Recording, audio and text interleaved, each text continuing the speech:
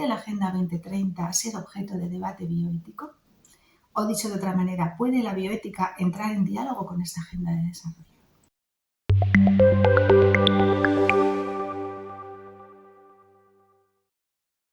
Hola a todos, soy María Antonia, soy químico, mi especialidad es la química analítica y formo parte del grupo de investigación de bioética aplicada en la Universidad Católica de Murcia, en la UCAM. Voy a hablar de la relación entre la bioética y la Agenda 2030.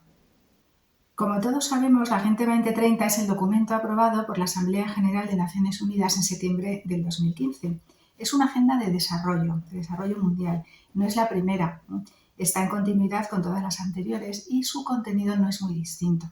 Incluso el concepto estrella de la Agenda 2030, el concepto de desarrollo sostenible, que se define como aquel que armoniza el desarrollo social, el desarrollo económico y el desarrollo medioambiental, es un concepto que ya aparece en un documento de Naciones Unidas en 1987, el denominado Informe Brundtland, que encargó Naciones Unidas a un grupo de expertos en ese año. Es un concepto muy importante que ha tenido sus momentos de alza y luego ha estado más en desuso y que la Agenda 2030 lo recoge y lo rescata. Aunque es verdad que no es una agenda nueva, como algunos piensan que antes de la Agenda 2030 no se ha hecho nada en desarrollo y, como digo, está en continuidad con las anteriores, sí que la Agenda 2030 es un reflejo de la sensibilidad, de las convicciones y de los valores de la sociedad actual. Por eso es tan interesante, porque refleja esos mismos metas, esos mismos objetivos de siempre, pero con otra sensibilidad.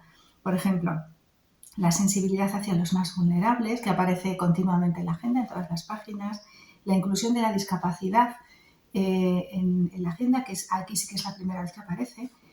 La persona siempre aparece como en el centro, ¿no?, del desarrollo, como promotora y receptora de los objetivos de desarrollo sostenible. La igualdad entre hombre y mujer aparece también más avanzada. En la agenda ocupa un objetivo propio, lo de S5. Y como no podía ser de otra manera, la perspectiva de género, que está incrustada en nuestra sociedad y que también aparece en la agenda. No se habla de género, no se define qué se entiende por género, pero en cualquier caso sí que se aplica, ¿no?, la ideología de género en sus metas y sus objetivos. También la Agenda 2030 parece disgregada, ¿no?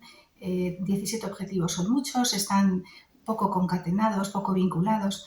Es verdad que la agenda dice que hay que hacerlos todos a la vez y está bien descrito, pero luego en la práctica no se está haciendo así muchas veces. De hecho, es uno de los principales ataques a la agenda, esa disgregación, ¿no? Y también esa disgregación es un reflejo de nuestra sociedad, ¿no?, que también está desgregada.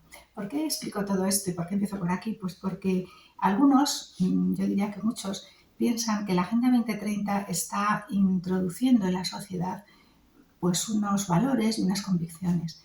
Y en realidad sería más ajustado a la verdad, es más real decir que la Agenda 2030 es así porque la sociedad es así.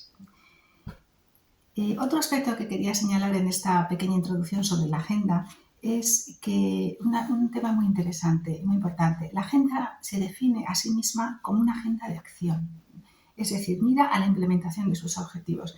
Lo hace así probablemente para salir al paso de la ineficacia de las anteriores agendas, que también tenía objetivos y que también tenía cosas muy interesantes para el desarrollo, pero al final fue ineficaz. Y precisamente por eso se plantea así. La Agenda 2030 se plantea con unos objetivos, con unas metas que concretan esos objetivos y con unos indicadores que evalúan cómo se están llevando a la práctica esas metas y cómo se están implementando. Es decir, es una agenda de acción. En la Agenda 2030 los objetivos y las metas no están fundamentados, están descritos. Son estas metas, no sabemos por qué son esos, por qué no son otros, están simplemente descritos, sin definir, ¿no? Y los conceptos tampoco están bien definidos, ¿no? Esto es así porque es una agenda de acción y podemos pensar, no se le puede pedir que lo haga, pero indudablemente eso provoca una ambigüedad a la hora de implementarla. Todos somos conscientes de que la Agenda 2030 dice una cosa y su contraria, podemos apoyarnos en ella para avalar un tema o su contrario, y esas contradicciones pues crea pues toda la controversia, ¿no?, que en estos momentos hay sobre la Agenda 2030. Bueno, en cualquier caso, ahora no vamos a hablar de la Agenda 2030 en sí misma, que queda para mucho, sino que el tema que nos proponemos en esta pequeña intervención es la siguiente pregunta. ¿Puede la Agenda 2030 ser objeto de debate bioético? O dicho de otra manera, ¿puede la bioética entrar en diálogo con esta agenda de desarrollo?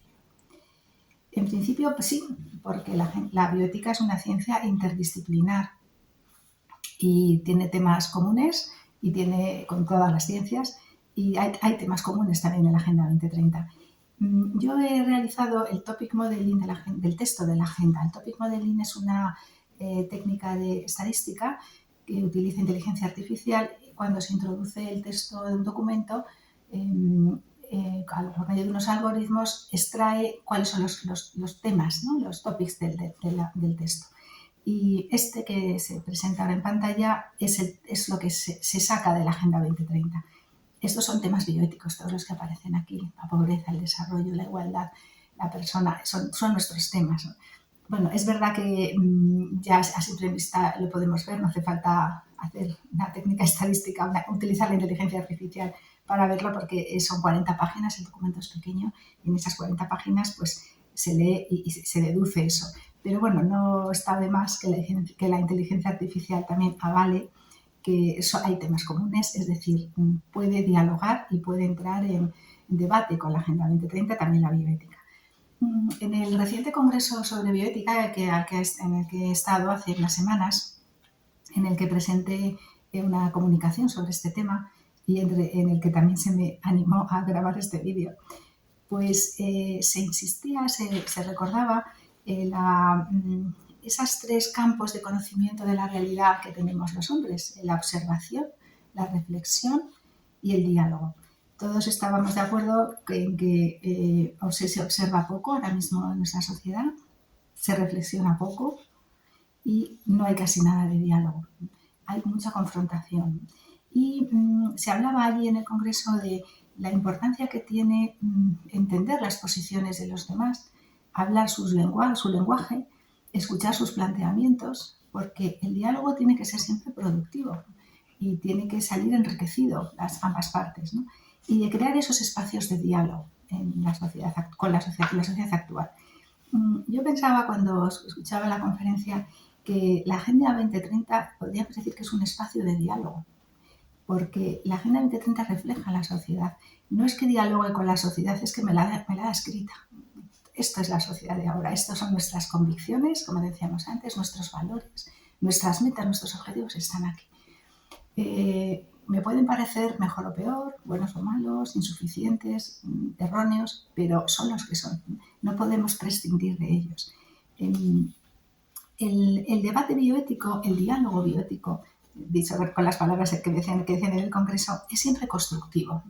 La bioética no tiene como fin de solo denunciar las cosas, ¿no? Ni hacer una valoración ética solo de las cosas. La bioética denuncia y cuestiona para aportar, para enriquecer. Señala las contradicciones que observa para mejorar los planteamientos, ¿no? Y siempre en beneficio de la dignidad de la persona, también como bien social. En ese sentido, podemos contestar a la pregunta: sí, la bioética no solo puede entablar debate bioético con la Agenda 2030, diálogo bioético, sino que debe también hacerlo. Llevo 2 años trabajando en la Agenda 2030, estudiando la Agenda 2030. Ahora estoy haciendo la tesis doctoral sobre ella. Bueno, no de toda la agenda, claro, porque sería imposible. Me he centrado en el tratamiento de la vulnerabilidad de la Agenda 2030 y la parte empírica la hago solamente de un objetivo. Los otros 16 los dejo aparte porque no da tiempo. Y he estudiado con bastante detenimiento, estoy estudiando el documento, el texto en sí mismo, la génesis del texto también, el desarrollo, porque como sabemos la agenda son 40 páginas y termina animando a la implementación de esos objetivos y metas y animando al grupo de expertos a aprobar unos indicadores para medir esas metas. Como decíamos, es una agenda que mira a la implementación y las metas hay que transformarlas en números, hay que medir eso, ¿no? Hay que hacer una fórmula que arroje un número. Ese trabajo se hizo 2 años después, en el 2017. La Asamblea General de Naciones Unidas también aprobó esos 231 indicadores para medir las 169 metas de la agenda. Y posteriormente a la aprobación de los indicadores, la División Estadística de Naciones Unidas elaboró el Manual de Indicadores, donde ya para cuantificar eso hay que definir cosas, hay que definir qué se quiere decir con ese concepto, hay que definir la fórmula, hay que definir el rango, pues todo lo que hay que definir para que los números sean reales y sean homologables, ¿no? Y sean comparativos también unos con otros. Bueno, pues todo eso son otros 2 documentos que cuando se habla de la Agenda 2030 no nos podemos quedar solo en la primera parte, sino que hay que ver todos los demás, que aportan muchas cosas, ¿no? También he estudiado los datos de implementación de las metas, ya llevamos 6 años, 7 más o menos, midiendo esos datos, y hay que aplicar esas fórmulas de cada meta en 249 países. El trabajo es bastante importante, es muy amplio, y los datos están en la web de Naciones Unidas, son de acceso público, son unos metadatos para el estudio por supuesto, de los estadísticos nacionales en cada país para poder medir esos datos, pero desde mi punto de vista hay una información muy interesante, no solo para los estadísticos, sino para los investigadores, porque como ahora vamos a ver, hay muchas cosas importantes en ese manual de indicadores. Bueno, pues con estos años de trabajo sí que quería señalar que encuentro muchos puntos para el debate bioético cuando me he sumergido en la agenda, ¿no? No solamente en los objetivos y en las metas. De hecho, yo durante varios meses me fijaba más en los objetivos y en las metas para ver cómo podíamos entrar en diálogo con la bioética con ellos. Pero cuando he descubierto el manual de indicadores he visto hay muchas cosas, ¿no? Y voy a comentar un poco brevemente algunas de ellas. Por una parte tenemos en la agenda los 17 objetivos, que como he dicho al principio están descritos, pero no están fundamentados. Y sí que los 17 podemos decir que responden a exigencias y deberes morales del ser humano. Todos son buenos, casi todos son derechos humanos o derechos con la sociedad, con el planeta. En las 169 metas señaladas para conseguir esos objetivos, ahí sí que podemos empezar a tener debate y aportación. Porque nos preguntamos por qué son estas metas. Estas son las metas que mejor se ajustan a los objetivos. Un objetivo tan grande y tan amplio como eliminar la pobreza o eliminar el hambre o conseguir la igualdad, son objetivos muy amplios, se pueden hacer muchas metas. ¿Por qué son estas y no otras? ¿Son las que mejor se ajustan? Hay algunas metas que están un poco sesgadas, porque indudablemente un objetivo tan amplio se puede coger quizá la meta desde un extremo, desde un ángulo solo, con una intención, y ahí sí que en algunas de esas metas podemos ver una inclinación en la aplicación de ese buen objetivo y de esa buena meta, digamos. Y luego, cuando estudiamos los indicadores, como señalábamos antes, pues claro, ahí podemos quedarnos solamente con esta es la fórmula y la aplico, o podemos entrar a ver cómo se ha definido esta fórmula. La División Estadística de Naciones Unidas se ha hecho un trabajo muy riguroso y muy transparente. No dice una cosa por otra, esto es así, por esto, como decíamos antes, pero claro, en ese momento ya están interpretando. Las metas cuantitativas son fáciles de pasar a una fórmula, pero hay muchas metas que tienen un aspecto muy cualitativo, que se puede interpretar, admite interpretaciones. Y he encontrado que para buenos objetivos, digamos, buenos en el sentido de asumibles, ¿no? Objetivos asumibles, metas asumibles, hay indicadores cuestionables, porque responden a una visión del hombre, a una antropología, digamos, que subyace, que no está definida como tal, pero subyace en el enfoque una antropología concreta, con la que puedo estar de acuerdo o no, y en algunos casos quizá no. Bueno, por una parte esto. Y por otra parte, cuando estudiamos los datos de implementación en estos años, que están ahí también, como decíamos, señalados, las tablas, pues hay muchos huecos, hay muchos datos, no hay datos, no se ha podido medir, datos que no se han podido medir porque no hay quien los mida, no hay medidores avalados por Naciones Unidas, que muchas veces son también de los propios países que también se han, digamos, reconocido para hacer esas mediciones, pero no hay esos medidores, no hay quien haya medido eso, pero muchas veces también es que no hay nada que medir porque ese objetivo, esa meta no se está en ese país.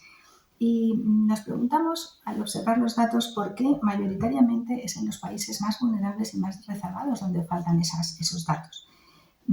Porque pensamos, ¿no era el propósito de la Agenda 2030 no dejar a nadie atrás?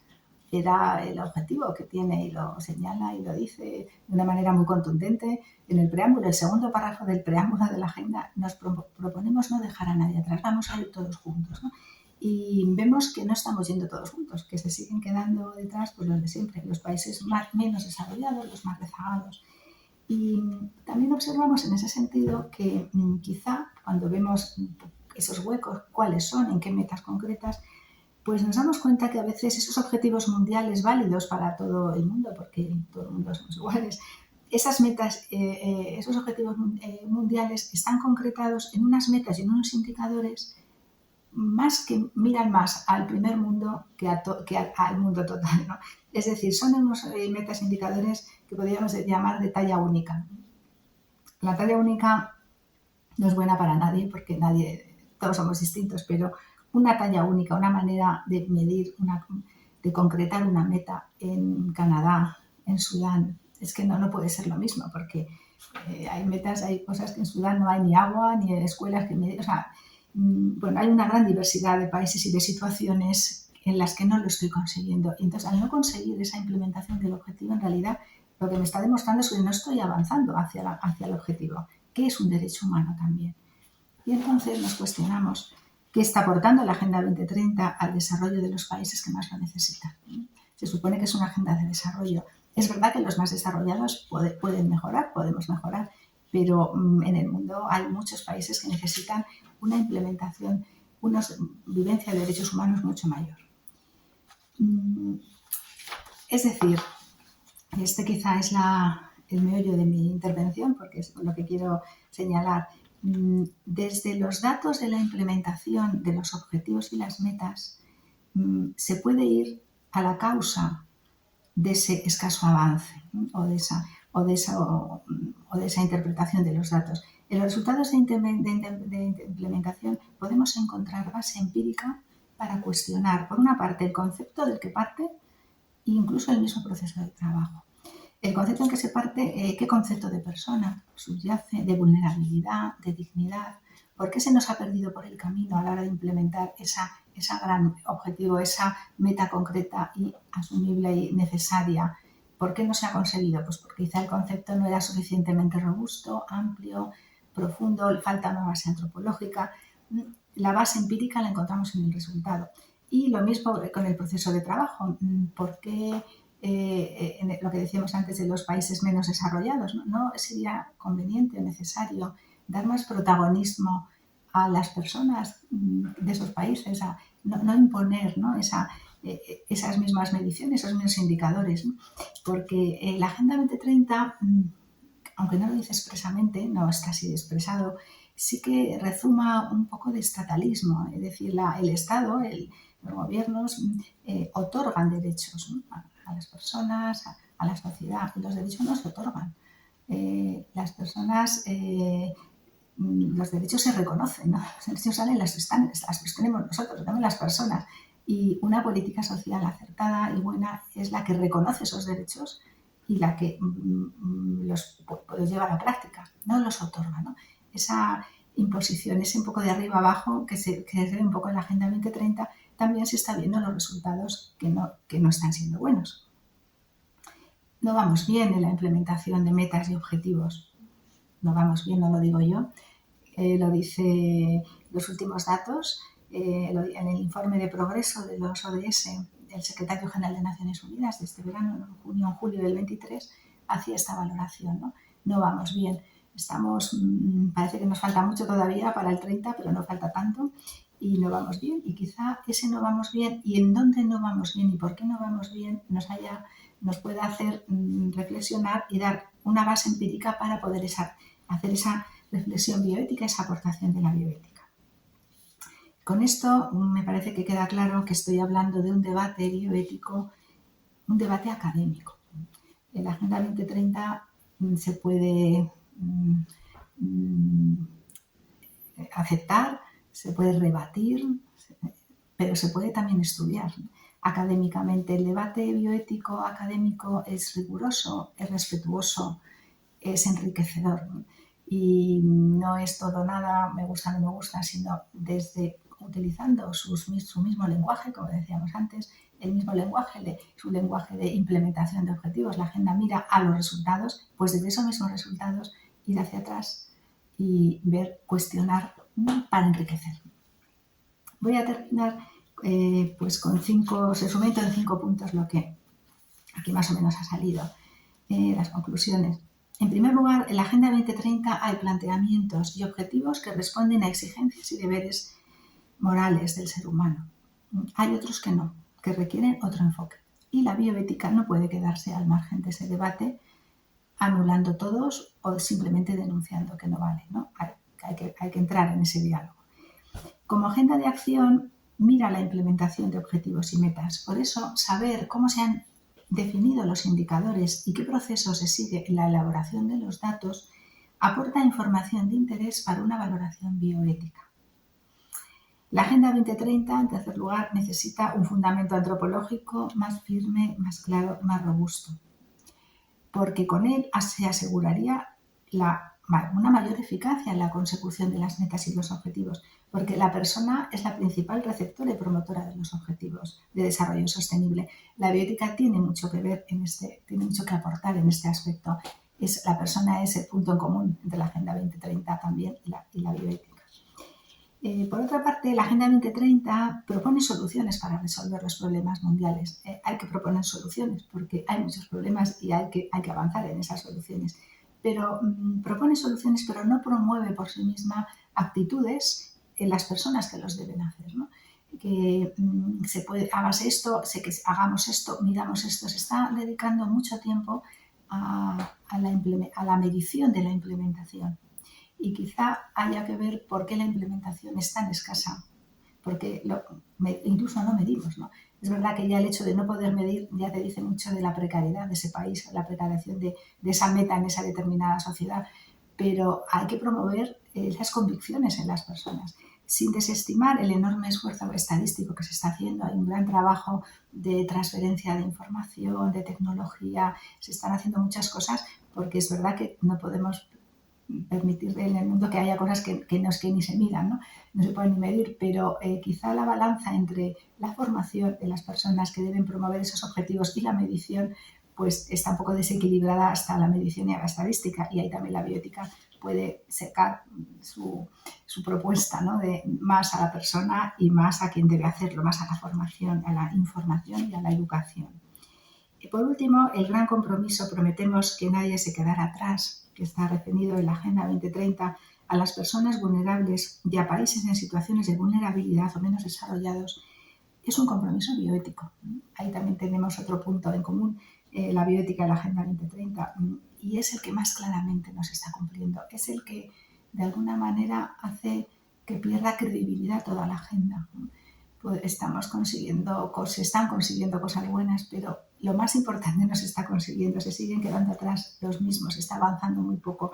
Y bueno, pues ahí también tenemos nueva fuerza para poder dialogar, intervenir, sugerir, trabajar en común, hacer ese trabajo común. La Agenda 2030 caducará en el 30, por supuesto, pero mucho antes también, y se empezará a pensar en el siguiente plan de desarrollo. Esta agenda ha tenido un consenso de aprobación por muchos países. Es la agenda de desarrollo que ha obtenido más consenso. Esas alianzas mundiales desde el 2015 ahora han sufrido muchos cambios. La situación geopolítica ahora mismo del mundo no es la misma que en el 2015. Las alianzas no son las mismas. Es muy poco probable que la siguiente agenda, la 2050 o la 3050, no sé cómo se llamará, pues no tenga ese consenso, ¿de acuerdo? Pero los problemas son los mismos. Estaremos quizá un poquito mejor o quizá mucho peor, porque se ve que hay cosas que van a peor incluso, y ahí tenemos que estar. No podemos quedarnos al margen de este debate de desarrollo mundial. Muchas gracias.